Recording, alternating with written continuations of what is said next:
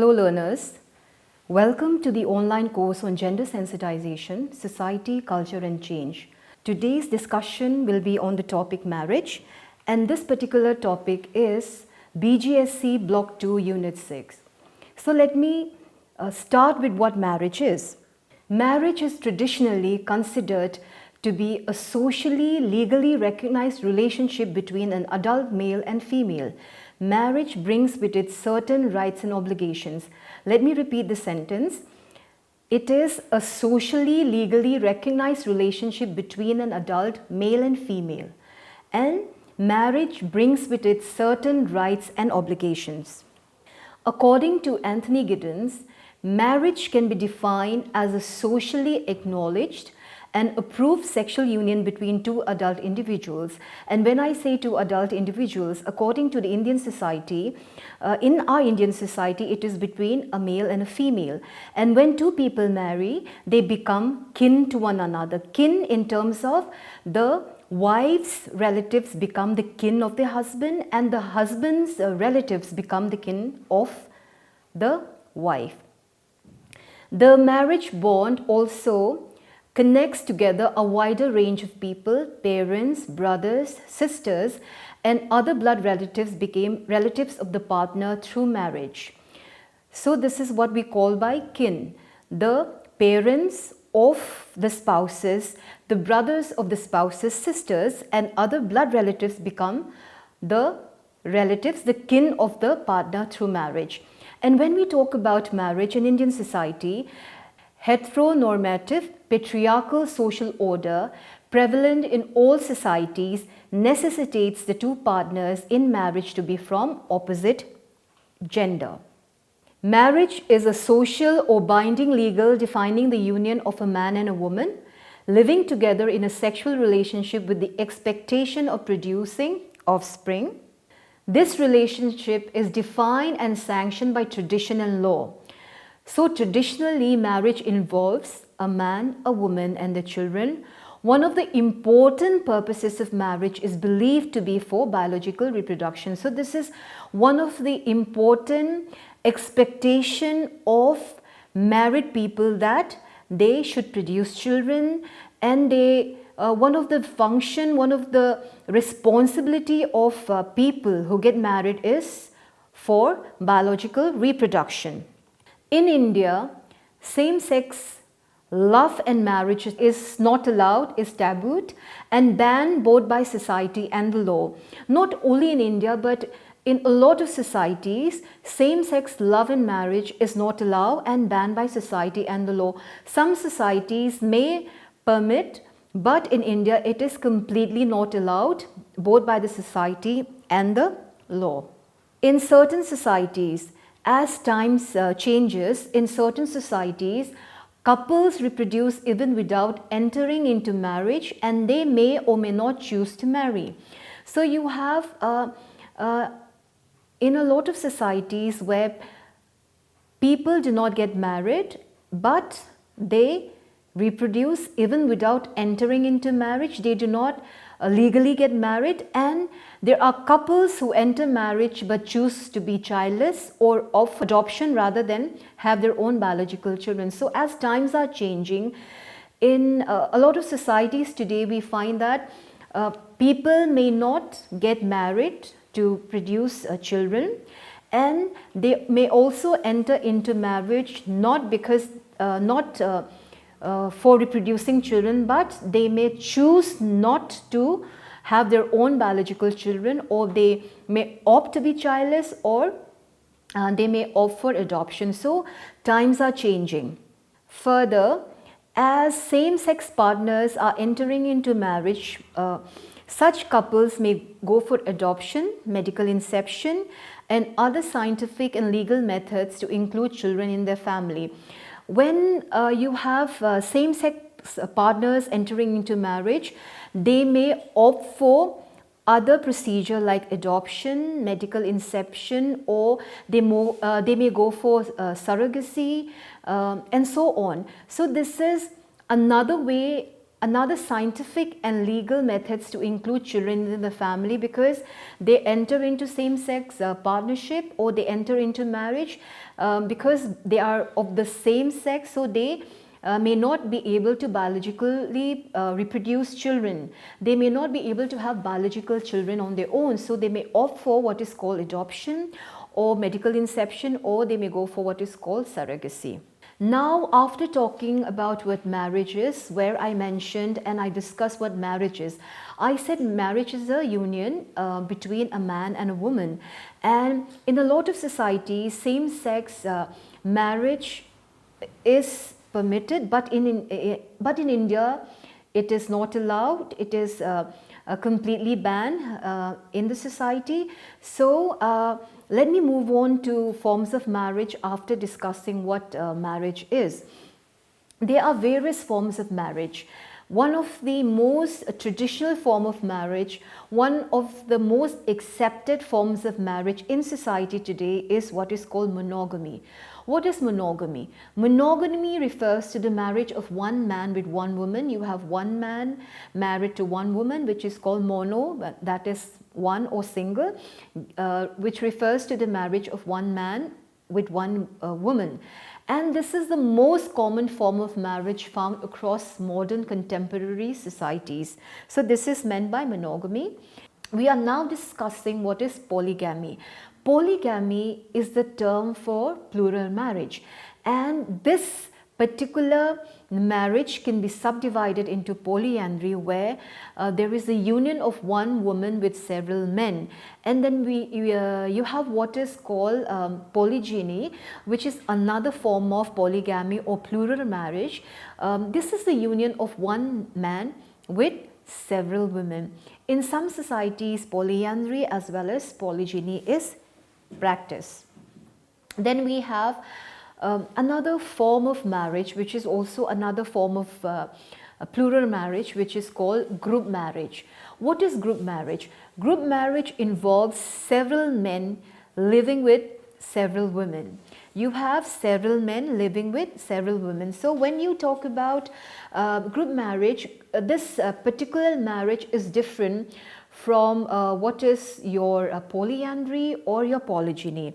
Let me get into what is the concept of polygamy and polygyny and polyandry is all about. When we say group marriage, it is several men living with several women. But when you have what is called polyandry, polyandry is where one woman live with several men, and polygyny is where one man live with several women. So this is different from group marriage, because group marriage involves several men living with several women. And when we talk about polyandry,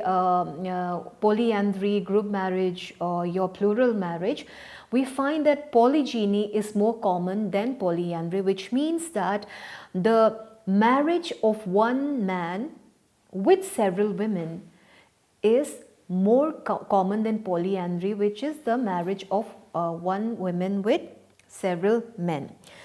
So these are the various forms of marriage. That is your monogamy. Then you have what is called your polyandry, which can be subdivided into what is called polyandry, polygyny, then group marriage. Then in some societies, another form of marriage is practiced, which is called levirate. Levirate is where a man marries his deceased brother's widow, and sororate is where a man marries his deceased wife's sister. This form of marriage is practiced so that lineage or descendants or inheritance would be in the same family. So in some societies, this form of marriage is practiced, which is levirate and as well as sororate. Then after talking about levirate and sororate, let me move on to another form of marriage, which is called hypergamous marriage. Marriage between individuals belonging to different castes is called hypergamous marriage, and if the woman belongs to a lower caste and the man is of a higher caste, this is called hypergamous marriage. When you have marriage of a higher caste woman to a lower caste man, this is called hypergamy. So hyper is on the other hand when a woman of a lower caste gets married to a man of a higher caste. Then what is called hypogamy? Hypogamy is when the marriage of a higher caste woman takes place to a lower caste man, which is called hypogamy. In Indian society, hypergamous marriage is relatively easily acceptable as compared to hypergamous marriages, which means that in Indian society, when you have a woman of a lower caste getting married to a man of a higher caste, it is relatively easily acceptable as compared to hypergamous marriages. But on the other hand, when you have hypogamous marriages taking place, it often leads to violence against the caste group to which the man belongs by the upper caste group to which the woman belongs. Out here, you may be aware. If you are not aware, let me give you a brief example of what is called by violence against the caste group to which the man belongs by the upper caste group to which the woman belongs. At times you may have heard where there is honor killing. Honor killing is usually in most cases where a woman of a higher caste gets married to a man of a lower caste. So there is violence against the caste group of the woman against the caste group of the man, because here in hypergamous marriages, when a woman of a higher caste gets married to a man of a lower caste, violence takes place, honor killings takes place in most cases. So this is not easily acceptable when you compare it to hypergamous marriage, where a woman of a lower caste gets married to a man of a higher caste. Then we have exogamy, which is a marriage which entails that individual marry outside their own group. Exogamy is when exogamy means you get married to someone of outside your own group, outside your own caste group. So this is exogamy. And endogamy on the other hand would be when you get married to the person of the same caste group. So you have what is exogamy, you get married to someone outside of your caste group, outside of your group. Endogamy on the other hand is when you get married to someone within your own caste group, within your own group. So that is called endogamy. So with this we have talked about the various what marriage is, the various forms of marriage, where I have discussed what we have in the form of monogamy. We talked about polyandry, we talked about within polyandry, we talked about polygyny, we talked about polygamy, then we talked about group marriages, we talked about the concept of what is levirate, sororate, and also what endogamy and exogamy is. So after talking about the various forms of marriage, let me discuss the theories of marriage. What is the functionalist theory of marriage? Functionalist theory of marriage, what they say is women are socialized into acceptance of feminine domestic roles in marriage, which makes them good and respectable wives. So functionalists say that with regard to marriage, women are to do their domestic roles in marriage, which makes them good and respectable wives. So what is this domestic roles in marriage? Domestic roles in marriage would be to cook food for the family, to take care of the children, and also to reproduce children. On the other hand, the men would go out to earn livelihood for the family. So this is what is meant by functionalist theory of marriage, where you have the domestic roles in marriage which makes women into good and respectable wives. Women are socialized into the domestic roles in marriage, and on the other hand, men are the ones who would go out to earn livelihood for the family. Then Marxist feminists, on the other hand, they argue that monogamous marriage, that is a marriage between a man and a woman, is a social institution that has nothing to do with love and everything to do with private property. Thus, according to Marxist feminists, marriage benefits the capitalist class, and women's subordination within marriage can be overcome only by overthrowing. So what Marxist feminist says is monogamy, which is the marriage between a man and a woman, is nothing but which has to do with what is called women's subordination, and it has nothing to do with love but subordination of women. So and it also according to them benefits the capitalist class, so they say that capitalism should be overthrown. On the other hand, what do radical feminists say about marriage? For radical feminists, marriage is a tool of patriarchy which through its heterosexual norms keeps women subordinated. Patriarchy is the first form of social exploitation. In this system of patriarchy, men are a group which hold power over women. So this is what radical feminist talks about with regard to marriage. Marriage, they say, is a tool of patriarchy.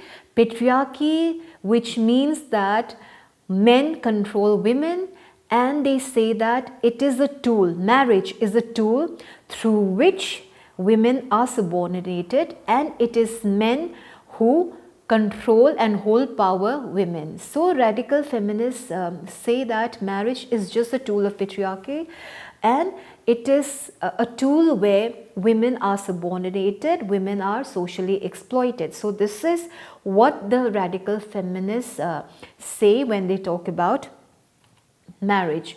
Then what do the socialist feminists say about marriage? We have discussed Marxist feminists. Then we have discussed what functionalists say about marriage.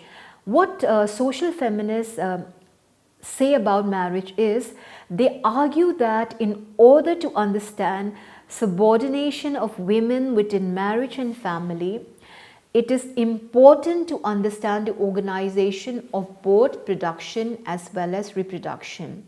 Let me repeat, socialist feminists argue that in order to understand subordination of women within marriage and family, it is important to understand the organization of both production as well as reproduction. And they agree with Marxist feminism idea that confinement of women to the domestic sphere of housework and motherhood serves the economic interests of capitalism. So these are the various theory of marriage. We have the functionalist theory of marriage, who say that it is in marriage you have what is called women doing their domestic roles, which makes them respectable wives as well as good wives.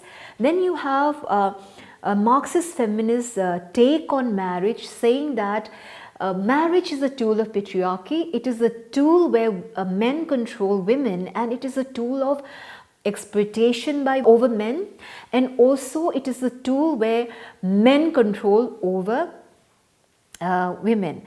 And on the other hand, you have the socialist feminists who also argue with, they also agree with Marxist feminist idea that confinement of women to the domestic sphere of housework and motherhood serves the economic interests of capitalism. So Marxist feminism idea is also agreed upon by the socialist feminism, who say that because of this a patriarchal order of men controlling women, men exploiting women. It serves the purpose of the capitalists, because women would look after the housework and looking after the children while men go out to earn, and also when men go out to work in order to gain profits. So this is what the Marxist feminism discuss with regard to what marriage is all about. Then we have another perspective on marriage, which is queer perspectives on marriage. The queer perspectives on marriage can be broadly divided into two kinds. You have one group which argues in favor of extending marriage rights to the queers. Such demands challenge heteronormativity of marriage. For this group, it is a matter of being granted equal rights as citizens, and the benefits that comes with marriage, which is denied to them by making queer unions illegal.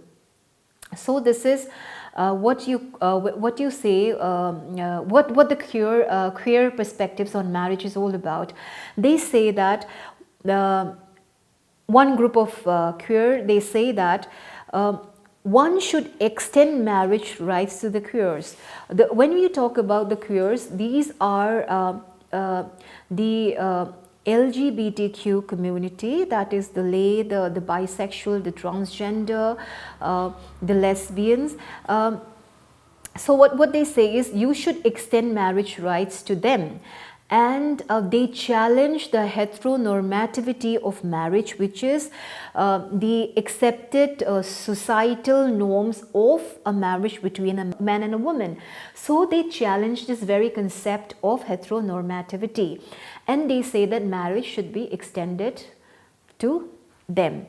Then we have what is another perspective, which is the other group. They say and challenges heteronormativity in marriage, and they do not see extending right to marriage for the queers as a solution. They reject marriage as an institution. So you have two different groups of perspectives with the queers regards to marriage. One group say that you should extend marriage rights to them, just as you extend marriage rights to the socially accepted norms of marriage between a man and a wife, man and a woman.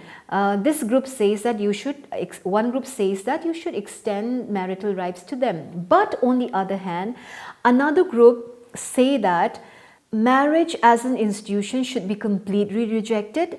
They do not see extending right to marriage to the queers as a solution. They completely reject marriage as an institution.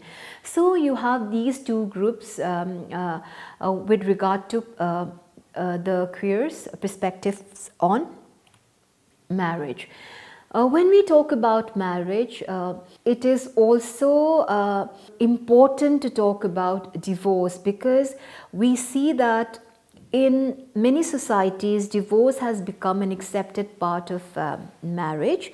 You have divorce taking place in a lot of societies today. So when we talk of marriage, it is also important to talk about divorce. And divorce is when a man and a woman, when they go for divorce, it means that they are separated. They do not, they no longer live as husband and wife. And all legal systems today grant the right to divorce to both women and men in marriage. And divorce laws have become simpler with granting of mutual consent divorces. So when a man and a woman, they feel that they can no longer live together as husband and wife, they go for divorce. And in a lot of societies today, we have divorce becoming an accepted part of marriage. It has become an accepted part of the end of marriage, you can say. And all legal systems today grant the right to divorce to both women and men in marriage. And when we talk about divorce, though divorce status is considered as normal in many societies, in India it is still difficult to offer divorce, especially for women. Though we have learned to accept marriage as divorce as the end of marriage. However, in our society, in Indian society today, divorce status is still difficult for women. Women who goes for divorce find it difficult to maintain the status before they had during their marriage. So grounds for divorce in India mainly include adultery, desertion, cruelty, impotency, chronic diseases, and conversion into another religion.